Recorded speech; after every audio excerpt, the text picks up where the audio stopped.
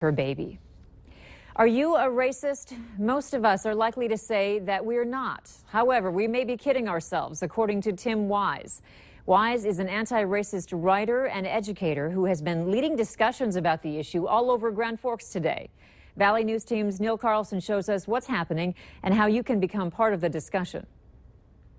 Whether we're white or a person of color, Tim Wise says we all have some ingrained racism or bias. For me, I think it's just really important for everyone to acknowledge that we've all been conditioned to have certain biases. Tim Wise is author of the book White Like Me and film of the same name that contend whether we're white or a person of color, racism is built into our personal lives and institutions. Today, there are more African Americans in prison or jail on probation or parole than were enslaved in 1850, a decade before the Civil War began. Wise highlighted our personal biases at several discussion groups he led around town today.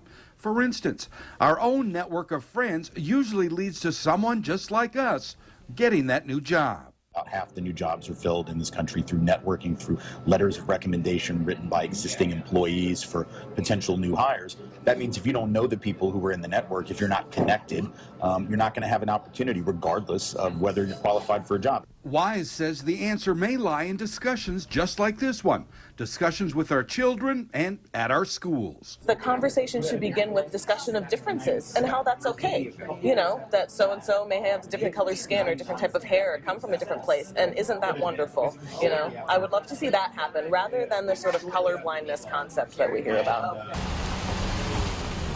Tim Wise wants it to be a discussion that grows across the country in an effort to create greater equality.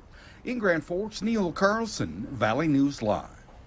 If you would like to learn more, Tim Wise is holding a free public discussion on all of this tonight at 7 o'clock at the Chester Fritz Auditorium in Grand Forks.